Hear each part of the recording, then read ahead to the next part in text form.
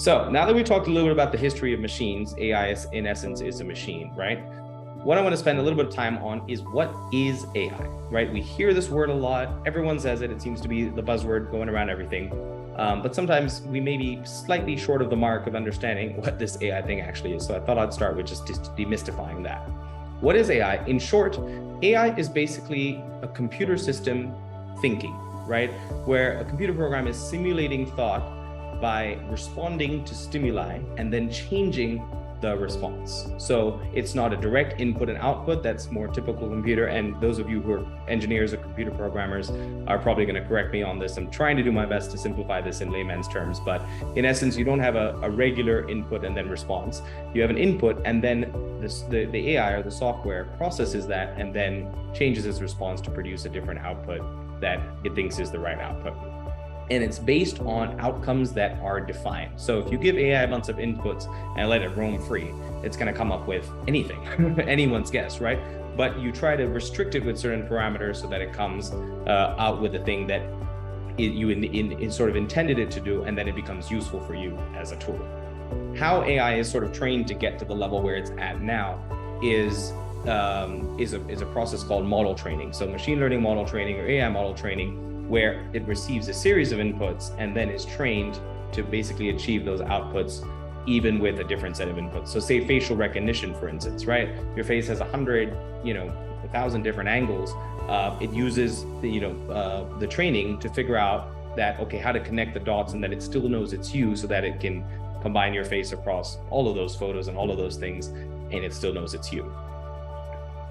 All right, so diving in to basically the big 2023 trends. So this is the sort of the meat of the matter for this. This is like, for me, where we're gonna see AI actually making inroads and affecting the work that we do as marketers on a daily basis and affecting sort of end consumers or users on a daily basis as they interact with us.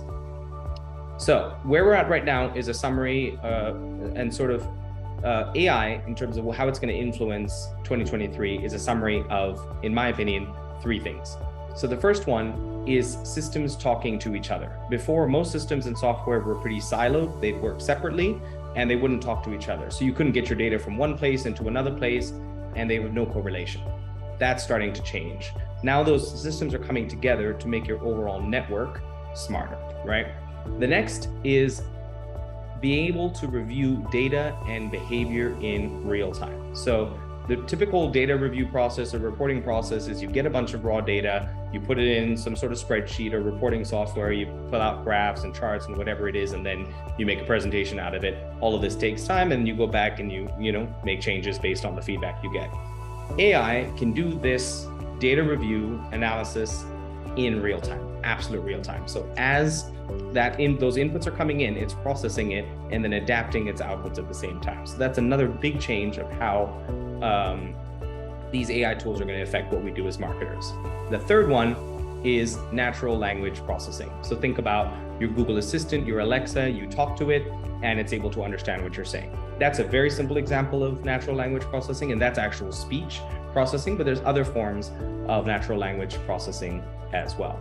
So real quick, before we dive into the next section, I'm going to share with you a real quick sort of handy guide to different types of AI and their use cases right now. So let me share my screen here, and then we'll be able to see it. This is my kind of mind map. So this is a little bit of a sneak peek under the hood of how I do this. So I have a mind map and it kind of has the flow. I prefer to do that versus having a presentation. But this is, in short, if you look at this thing, you have the different parts of AI: machine learning, natural language processing, speech, expert systems, planning, scheduling, optimizing, robotics, and vision.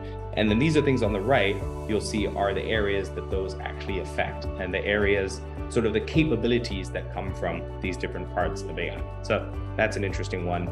You can screenshot that if you like, and then take a deep dive into it later. All right, so that's the result of 3 things. I'll pause here in case there are any more questions. I'm gonna take a quick look at the screen as well. So Richa says, real-time prediction is going to be a game changer for marketing campaigns and measuring their efficacy. Absolutely.